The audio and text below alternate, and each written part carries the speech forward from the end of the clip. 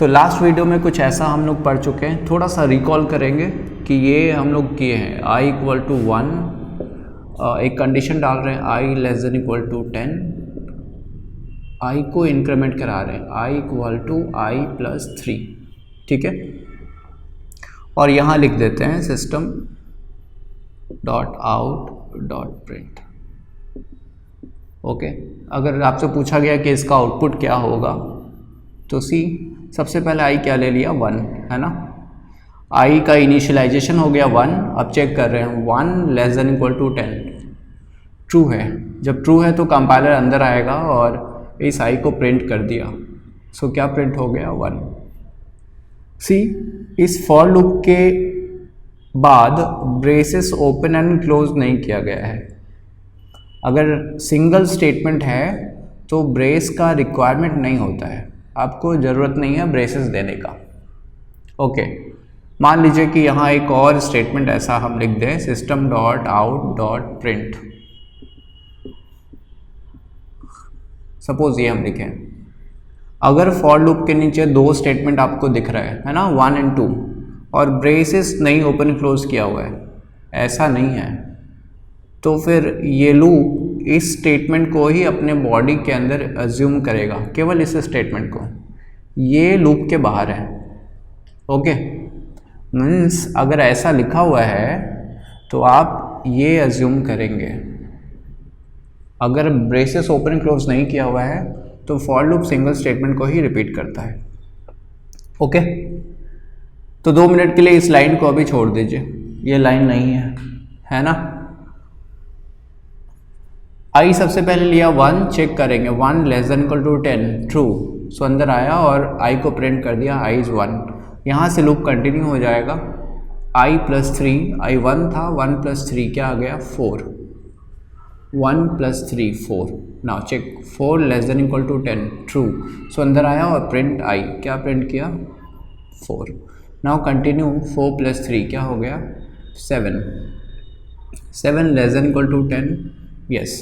सो अंदर आया print i, क्या प्रिंट किया 7। नाउ कंटिन्यू 7 प्लस 3 how much 10। Now 10 less than equal to 10, true. So अंदर आया और 10 को प्रिंट कर दिया। एक बार और जाएंगे वापस, 10 प्लस 3 इज़ 13, चेक करिए 13 less than equal to 10, false. False हो गया तो लूप खत्म हो गया। सो इस कोड का आउटपुट हो गया ये। नाउ सेम क्वेश्चन में आप फॉर लूप के एंड में डाल दीजिए सेमीकोलन।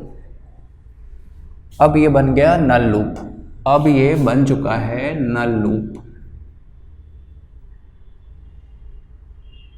या फिर कहते हैं बॉडीलेस लूप। अब इसका आउटपुट क्या होगा, अब जैसे ही फॉर लूप के एंड में सेमीकोलन डाल दिए, इट मीन्स इस लूप के बॉडी में अब कोई स्टेटमेंट नहीं है। इट मीन्स ये जो स्टेटमेंट है अब ये लूप के बाहर है, अब ये स्टेटमेंट लूप के बाहर है, यानी ये तब एग्जीक्यूट होगा जब लूप खत्म होगा।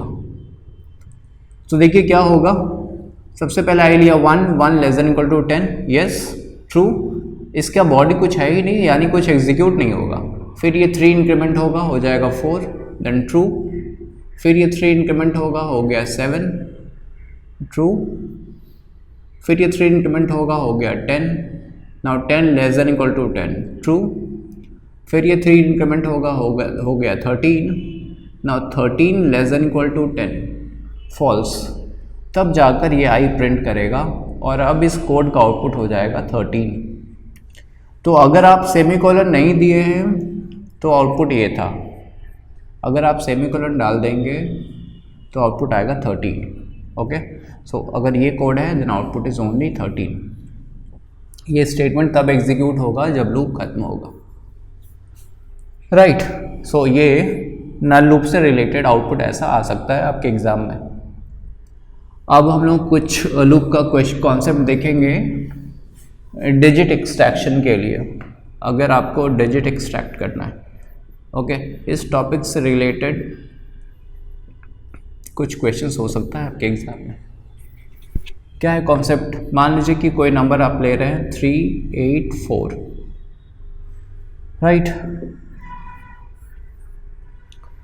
अगर आप लिखेंगे n modulus 10, suppose n is this, ये मॉड्यूलस 10, मॉड्यूलस रिमाइंडर देता है, आप 384 को 10 से डिवाइड करिए, 38 टाइम्स में डिवाइड होगा, रिमाइंडर आएगा 4।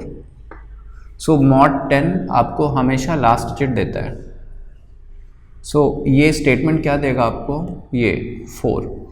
अभी हम क्या कर रहे हैं, उसको किसी वेरिएबल डी में डाल देते हैं। सो डी में क्या आ गया, 4, है ना। आपका काम है डिजिट एक्सट्रैक्शन, इट मीन्स जो भी नंबर गिवन है उसका इंडिविजुअल डिजिट अलग करना है आपको। तो देखिए 4 एक्सट्रैक्ट हो गया, अब आपको 8 एक्सट्रैक्ट करना है। तो सी ये n अभी क्या है, 384। अगर n 38 हो जाए तो फिर 38 मॉड 10, 38 मॉड 10 से आपको फिर से 8 मिल जाएगा, ठीक है ना। तो क्या कर रहे हैं, सी आपका नंबर है 384, 384 मॉड 10 आपको मिल गया 4। अब इस नंबर को हम 38 बनाना चाह रहे हैं। 38 बनाने के लिए आप लिखिए n/10, ये जो स्लैश है ये कोसेंट देगा। सो अगर n 384 है तो 384/10 कोसेंट क्या मिलेगा आपको, 38। आप क्या करिए, उसको वापस n में स्टोर कर दीजिए। सो n में क्या आ गया, 38। ओके, दो स्टेटमेंट है। आप लिखें मॉड 10 तो आपको रिमाइंडर मिला ये 4, आप लिखें /10 तो कोसेंट मिला 38, अब वापस n में डाल दिए, n इज नाउ 38। ओके, अगर ये दो स्टेटमेंट वापस आप रिपीट करें, फिर से सेम प्रोसेस करेंगे। तो सी n मॉड 10, n अब क्या हो चुका है, 38। सो चलिए 38 को आप डिवाइड करेंगे 10 से, 38 को डिवाइड करेंगे 10 से, इस कॉन्सेप्ट के लिए जा रहे हैं ना, इस लाइन के लिए। n 38 हो चुका है, वापस गए 38 मॉड 10, रिमाइंडर क्या मिलेगा, 8। आप d में स्टोर कर दिए, यानी d अब क्या मिला, 8 मिला। And now n/10, so 38/10 quotient क्या मिलेगा, 3। आप इसको वापस n में स्टोर कर दिए, सो n इज नाउ 3। आप फिर से ये स्टेटमेंट रिपीट करिए। नाउ 3 मॉड 10, 3 को 10 से डिवाइड करिए, नहीं होगा डिवाइड, है ना। जब नहीं हो रहा डिवाइड तो रिमाइंडर क्या बचा, 3 बच गया, क्योंकि डिवाइड नहीं हो रहा है ना, डिवाइड नहीं हुआ, सो रिमाइंडर इज 3। सो ये d में आ गया, d is now 3। And n/10 quotient क्या मिलेगा, क्योंकि डिवाइड नहीं है यानी कोसेंट क्या हो गया, 0। सो इसको n में स्टोर किए, n इज नाउ 0। आप फिर से अब कुछ नहीं कर सकते हैं क्योंकि आपका नंबर 0 हो गया। सो सी ये दो स्टेटमेंट जब आप एग्जीक्यूट करवा रहे हैं तो आपको d में सबसे पहले क्या मिला, 4, देन 8, देन 3। ये दो स्टेटमेंट अगर आप बार बार एग्जीक्यूट कराएंगे, कब तक, जब तक आपका नंबर 0 नहीं हो जाता है। जब तक n 0 नहीं होगा तब तक ये दो स्टेटमेंट अगर आप एग्जीक्यूट करवाएंगे तो नंबर का इंडिविजुअल डिजिट एक्सट्रैक्ट हो जाता है ना। अब एक क्वेश्चन हो सकता है कि सी ये स्टेटमेंट आप क्यों डाल रहे हैं, ये स्टेटमेंट क्या कर रहा है, ये स्टेटमेंट एक डिजिट को एक्सट्रैक्ट कर रहा है ना। आपका सबसे पहला डिजिट निकल गया 4, और ये स्टेटमेंट क्या किया, फर्स्ट टाइम देखिए 384 से आपको क्या मिला था, 38। सो ये स्टेटमेंट क्या करता है, ये स्टेटमेंट एक्चुअली में एक डिजिट को डिस्कार्ड कर देता है। ये लास्ट डिजिट को एक्सट्रैक्ट किया और ये उसको डिस्कार्ड कर दिया, 38 बना दिया, ताकि वापस आपको फिर 8 मिल सके। ओके, तो ये दो स्टेटमेंट आप तब तक एग्जीक्यूट करवाएंगे जब तक n 0 नहीं हो जाएगा। अगर n 0 नहीं है तो ये लूप चलेगा बार बार, ये दो स्टेटमेंट एग्जीक्यूट होगा। जब n 0 हो जाएगा, सी क्या चेक होगा, 0 नॉट इक्वल टू 0, और फॉल्स होकर बाहर आ जाएंगे आप। तो ये एक लूप है जो किसी भी नंबर के इंडिविजुअल डिजिट्स को एक्सट्रैक्ट करता है। ओके, एक दूसरे एग्जाम्पल से देखेंगे कैसे ये काम करेगा।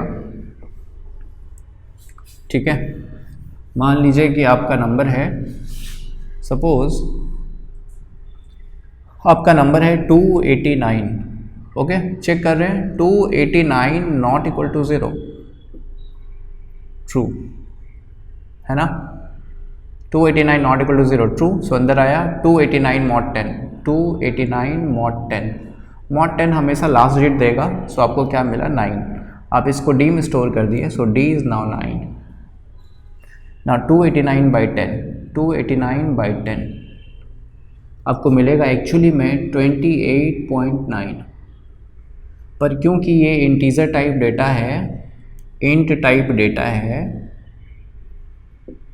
डेसिमल पार्ट आपको नहीं मिलेगा, सो क्या मिला 28, आप इसको n में स्टोर कर दिए, सो n is now 28। Now loop continue, क्या चेक होगा 28 नॉट इक्वल टू 0, n 28 हो चुका है, 28 नॉट इक्वल टू 0 ट्रू, सो वापस ये एग्जीक्यूट होगा 28 मॉड 10, 28 मॉड 10 लास्ट डिजिट मिलेगा, रिमाइंडर क्या है 8, वो d में आ गया, सो d is now 8। Now next 28 by 10, 28 by 10 आपको मिलेगा 2.8, पर क्योंकि हम इंटीजर टाइप डेटा ले रहे हैं डेसिमल पार्ट नहीं मिलेगा, d में n में क्या आ जाएगा 2, है ना। Now loop continue, 2 not equal to 0 true है, सो अंदर आ जाएंगे 2 मॉड 10, 2 को 10 से डिवाइड करिए, नहीं होगा डिवाइड, सो रिमाइंडर क्या मिला आपको 2, इसको d में स्टोर कर दिया, सो d is now 2। Now last statement 2 by 10, 2 को आप 10 से डिवाइड करिए, मिलेगा 0.2, पर क्योंकि इंटीजर टाइप डेटा है डेसिमल पार्ट नहीं मिलेगा, यानी मिला 0, सो n में आ गया 0। नाउ चेक करिए 0 नॉट इक्वल टू 0, फॉल्स, तो लूप खत्म हो गया। तो इस लूप के चलने पर मिला क्या आपको, d में सबसे पहले 9 मिला, फिर 8 मिला, फिर 2 मिला, इस नंबर का इंडिविजुअल डिजिट एक्सट्रैक्ट हो गया। ओके, सो ये एक लूप है जो आपको एक एक डिजिट एक्सट्रैक्ट करके देगा। किसी क्वेश्चन के लिए अगर आपको लगे कि डिजिट्स का ज़रूरत है तो यही लूप हम लोग चलाते हैं। एक और बात, ये जो कंडीशन लिख रहे हैं हम लोग n नॉट इक्वल टू 0, यहाँ सेम आप एक ये कंडीशन डाल सकते हैं कि n इज़ ग्रेटर देन 0। जब तक n 0 से बड़ा होगा ये लूप चलेगा, जैसे ही n 0 हो जाएगा 0 मोर देन 0 फॉल्स बाहर आ जाएंगे।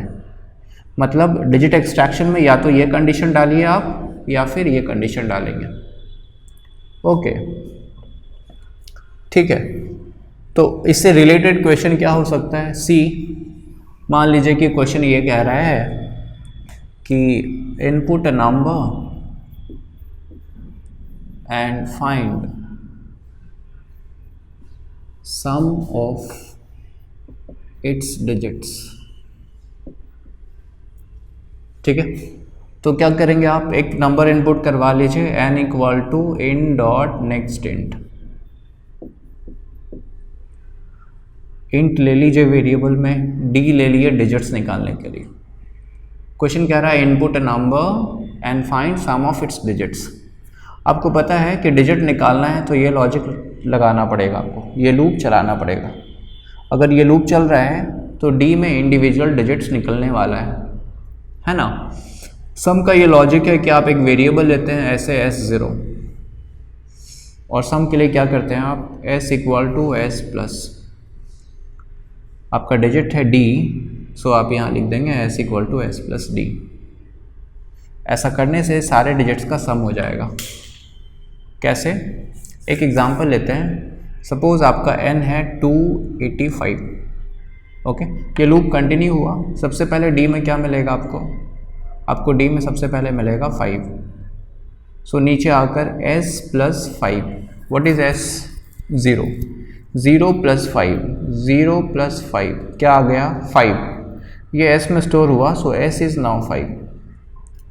ये लूप कंटिन्यू होगा और अब की बार d में क्या मिलेगा 8, सो नीचे आकर क्या होगा s प्लस 8, दिस इज़ 8 और s क्या हो चुका था 5, सो 5 प्लस 8 क्या मिल गया आपको 13।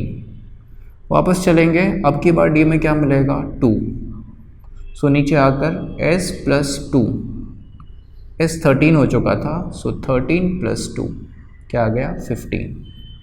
बस और लूप चलना नहीं है। सो जब लूप खत्म होगा आप प्रिंट कर सकते हैं system dot out dot print, ये जो सम निकल चुका है आप प्रिंट कर सकते हैं sum equal to s। Okay, so digit का सम चाहिए था तो आप पहले डिजिट निकाल लिए इस लॉजिक से, और सम करना है तो s0 लिए और लिख दिया s equal to s plus D, digits का समेशन हो गया। मीन्स अगर यूज़र इनपुट कर रहा है ये 285 तो आपको क्या मिल रहा है 2 plus 8 plus 5 that is 15। Suppose कि क्वेश्चन होता कि find sum of square of its digits, sum of square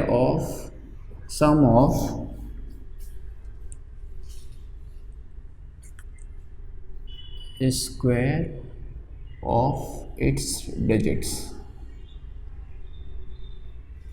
तो क्या करते हैं आपको डिजिट का स्क्वायर करना है। सो डिजिट निकला, सम जब करेंगे तो क्या करेंगे, डिजिट का स्क्वायर कर देंगे, d into D then some.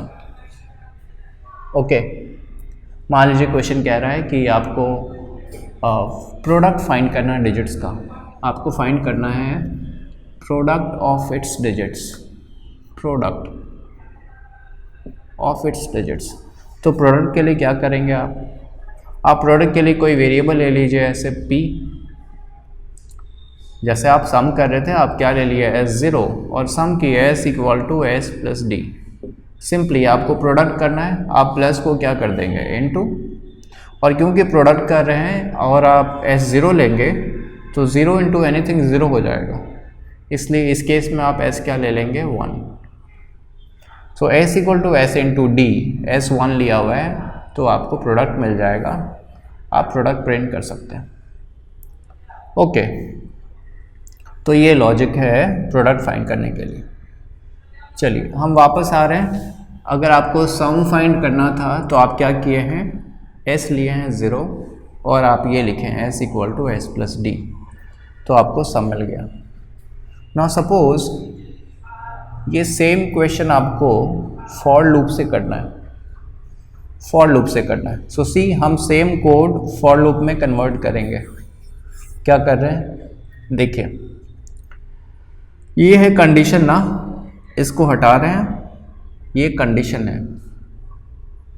क्या करेंगे आप फॉर लूप में सबसे पहले इनिशियलाइजेशन होता है, उसको छोड़ दीजिए, ये कंडीशन है और यहाँ इंक्रीमेंट डिक्रीमेंट होता है। तो पूरा कोड फॉर लूप में कन्वर्ट हो गया, दैट्स इट। आपको और कुछ करने का ज़रूरत नहीं है, क्योंकि फॉर लूप में इनिशियलाइजेशन और इंक्रीमेंट डिक्रीमेंट डिफरेंट प्लेस पर हो सकता है ना। तो ये हो गया, पर फिर भी आप चाहते हैं कि ये स्टेटमेंट, ये एक्चुअली में डिक्रीमेंट हो रहा है ना। सी मान लीजिए कि आपका नंबर था 285, तो इस लाइन के बाद आपका नंबर 28 हो जाता है और फिर 2 हो जाता है और फिर 0 हो जाता है। तो एक्चुअली में ये नंबर को डिक्रीज कर रहा है। ओके, तो क्या करेंगे, इस स्टेटमेंट को यहाँ से हटाकर यहाँ डाल दीजिए, n equal to n/10। Okay, एक चीज़ है कि a equal to a plus 2, इसका एक शॉर्ट हैंड फॉर्म है a plus equal to 2, a equal to a into 5, इसका एक शॉर्ट हैंड फॉर्म है a इंटू इक्वल टू 5। उसी तरह n equal to n divided by 10, इसका एक शॉर्ट हैंड फॉर्म है n divided by equal to 10। ये दोनों स्टेटमेंट सेम हो गया। हम क्यों आपको ये बता रहे हैं, आपके क्वेश्चन में, आपके एग्जाम में ऐसा क्वेश्चन हो सकता है। ओके, सो इंक्रीमेंट डिक्रीमेंट वाला टर्म यहाँ कर दिए, अब एक इनिशियलाइजेशन रह गया। क्वेश्चन ये हो सकता है कि देखिए आप इनपुट क्या किए हैं, n है ना, आप n इनपुट किए हैं। क्या करेंगे, क्वेश्चन में क्या गिवन हो सकता है, इसको m में डाल दिया गया। देखिए आप n को m में डाल दिए, ये जो n का वैल्यू था वो m में आ गया। अब पूरा प्रोसेस m के लिए करवा देगा आपसे। है ना। ये आपको इसलिए बता रहे हैं कि हो सकता है कि आपके क्वेश्चन में फिल इन द ब्लैंक्स रहे और ऑप्शंस हो कुछ। सो क्या किया गया है, सबसे पहले नंबर इनपुट किए, उसको एम में स्टोर किए, अब पूरा प्रोसेस एम के लिए। Okay, so same digit extraction का कोड हम लोग लिखे हैं using for loop. Number input हुआ, एम में डाले, जब तक एम 0 नहीं होगा तब तक आप डिजिट एक्सट्रैक्ट करेंगे और वापस m equal to M by 10 कर रहे हैं, m equal to M by 10, ताकि नंबर डिक्रीज होता रहे। ओके, एक और लॉजिक देखेंगे लूप में कि हम लोग किसी नंबर का फैक्टर्स कैसे फाइंड करते हैं। ओके, सो कैसे फाइंड कर रहे हैं कि सपोज कि कोई नंबर आप इनपुट कर लिए, n equal to in dot next int, ये कोई एक नंबर इनपुट हो गया है ना। आपको n का फैक्टर्स फाइंड करना है। किसी भी नंबर का स्मॉलेस्ट फैक्टर 1 होता है। फैक्टर मीन्स जैसे 10 को जो भी डिवाइड करेगा वो इसका फैक्टर है, यानी 10 का फैक्टर्स क्या क्या है, 10 का फैक्टर्स है 1, 2, 5 और 10। किसी नंबर को जो भी डिवाइड कर रहा है वो उसका फैक्टर है। सो किसी नंबर का स्मॉलेस्ट फैक्टर क्या हो सकता है, 1, और लार्जेस्ट फैक्टर क्या होता है, वो नंबर इटसेल्फ। सो क्या करेंगे हम लोग, एक लूप चला रहे हैं for i is equal to 1 smallest factor से। कब तक चलाएंगे, लार्जेस्ट फैक्टर तक। So i less than equal to n, smallest factor से लार्जेस्ट फैक्टर तक लूप चला दिए और i का इंक्रीमेंट करा दिए i plus plus. It means i सबसे पहले 1 लेगा, देन प्लस प्लस के बाद 2 लेगा, देन 3 लेगा, देन 4 लेगा, है ना। ये कब तक चलेगा, n तक। इस बीच हम हर एक i से मतलब 1, 2, 3, 4, 5, 6 जो भी नंबर्स हैं, ये सबसे नंबर को डिवाइड करेंगे, है ना। सो i 1 ले रहा है, then 2, then 3, then 4, then 5 up to n। हम क्या करेंगे, n को डिवाइड करेंगे i से और ये चेक करेंगे कि रिमाइंडर, क्या ये रिमाइंडर 0 आ रहा है। n को i से डिवाइड करने पर अगर रिमाइंडर 0 आ गया, इट मीन्स ये n i से कंप्लीटली डिवाइड हो रहा है। सो क्या चेक कर रहे हैं, if this remainder is equal to 0, अगर ये रिमाइंडर 0 है इट मीन्स i n को कंप्लीटली डिवाइड किया, और अगर i n को कंप्लीटली डिवाइड किया इट मीन्स i n का फैक्टर है। So if n mod i is 0, हम उस i को प्रिंट कर देंगे, system dot out dot print i। तो जब भी i n को डिवाइड करेगा वो प्रिंट हो जाएगा। इस तरीके से सारा फैक्टर्स प्रिंट हो गया, ठीक है। नाउ सपोज क्वेश्चन कह रहा है कि फैक्टर्स का सम फाइंड करना है। सो सम करने के लिए आपका क्या लॉजिक होता है, आप एक वेरिएबल लेते हैं s0। See if n mod i 0, जैसे ही i n को डिवाइड करेगा हम इस i का सम कर देंगे, s equal to s plus i। So ये सम कब कर रहे हैं, इफ़ n mod i 0, यानी आप केवल फैक्टर्स का सम कर लिया। ओके, नाउ मान लीजिए क्वेश्चन कह रहा है कि count the number of factors. Factors count करने के लिए एक वेरिएबल हम लेते हैं c0, है ना।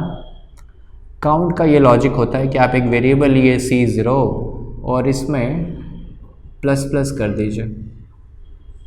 ओके, क्या मतलब है, चलिए कोई एक एग्जांपल लेते हैं। Suppose n is 15, suppose n 15 है, आपको फैक्टर्स काउंट करना है और सम फाइंड करना है। सबसे पहले एक बात कि इस इफ़ के अंदर 3 स्टेटमेंट्स आ गया है, ब्रेस ओपन करेंगे एंड क्लोज करेंगे, है ना, देन इस लूप को क्लोज करेंगे। जब ये कंडीशन ट्रू होगा तो ये 3 काम हो रहा है, यहाँ फैक्टर्स प्रिंट हो रहा है, फैक्टर का सम हो रहा है और फैक्टर्स काउंट हो रहा है। ओके, चलिए सपोज n इज़ 15, i सबसे पहले ले लिया 1, चेक कीजिए 15 मॉडुलस 1, क्या ये 0 आएगा। 15 को 1 से डिवाइड कीजिए, डिवाइड हो रहा है, यस डिवाइड हो गया। सो आप system dot out dot print I लिखें, आई है 1 प्रिंट हो गया, और आप लिखे हैं s प्लस आई, s 0 था, 0 प्लस आई, 0 प्लस 1 ऐड हो गया। नाउ c प्लस प्लस, सी आप 0 लिए हैं, सी प्लस प्लस से एक इंक्रीमेंट होगा, c is now 1। So factor print हो गया, एस में ऐड हो गया और काउंट हो गया, सी 1 हो गया। क्यों 1 हो गया? क्योंकि अभी आपको एक फैक्टर मिला है। अब यहाँ से लूप कंटिन्यू होगा, आई इज़ नाउ 2। चेक करिए, 15 मॉडुलस 2 इक्वल टू 0, फॉल्स। सो नीचे आकर कंटिन्यू, अब आई हो गया 3। 15 मॉडुलस 3 0 होगा, 15 3 से डिविजिबल है, yes. So system dot out dot print I, आप 3 को प्रिंट कर दिए और एस में आई को ऐड किया, यानी 3 भी ऐड हो गया। सी प्लस प्लस, सी 1 था, प्लस प्लस से हो गया 2। एक और काउंट हो गया, क्यों? क्योंकि आपको दूसरा फैक्टर मिला। अभी आगे बढ़ेंगे, देखिए 15 4 से डिवाइड होगा, नो, वापस इंक्रीमेंट, क्या 5 से डिवाइड होगा? 15 मॉडुलस 5 इक्वल टू 0, यस। सो फिर से प्रिंट होगा आई, दैट इज़ 5, 5 प्रिंट हो गया। नाउ एस में आई ऐड हो जाएगा, यानी +5, और फिर सी प्लस प्लस, सी 2 था, 2 से बढ़कर हो गया 3। सो 3 फैक्टर मिला अब तक, सी का वैल्यू हो गया है 3। वापस जाएंगे, देखिए 15 6 से डिवाइड होगा, नो। आपको पता है 7 से नहीं डिवाइड होगा, 8 से नहीं होगा, 9 से नहीं होगा, अब डायरेक्ट किससे डिवाइड होगा? 15 से। So 15 mod 15 equal to 0, yes. So print I, 15 print हो गया, एस में आई ऐड हो रहा है, सो 15 भी ऐड हो गया। नाउ सी प्लस प्लस, सी 3 से एक और बढ़ेगा, हो गया 4। ये 4 टाइम्स इंक्रीमेंट इसलिए हुआ है क्योंकि आपको 4 टाइम्स डिवीज़न मिला है ना, तो फैक्टर काउंट हो गया। लूप के ख़त्म होने पर आप सिंपली प्रिंट कर सकते हैं system dot out dot print, sum मिल चुका है आपको, सो sum equal to sum of factors मिल चुका है, sum of factors is equal to S and system dot out dot print number of factors is equal to C. तो 2 concept सीख रहे हैं आप कि अगर आपको लूप में सम करना हो तो एक वेरिएबल ले लीजिए इनिशियली 0 और लिखेंगे s equal to S plus, यहाँ वो वेरिएबल जिसका सम करना हो। अगर d होगा तो d, अगर i होगा तो i। एक लॉजिक ये हो गया। अगर आपको कभी कुछ काउंट करना है तो एक वेरिएबल ले लीजिए इनिशियली 0 और सिंपली c प्लस प्लस कर दीजिए। तो ये था आज का क्लास। अगर आपको आज का क्लास अच्छा लगा हो तो वीडियो को लाइक करें और दोस्तों के साथ शेयर करें। इस चैनल में नए हैं तो सब्सक्राइब करें और हाँ, उस बेल आइकन को प्रेस ज़रूर करें। अगर किसी टाइप का कोई क्वेरी हो, कोई सवाल हो तो मुझे कमेंट करें। ओके, सो मिलते हैं फिर नेक्स्ट वीडियो में। तब तक के लिए keep coding and keep smiling.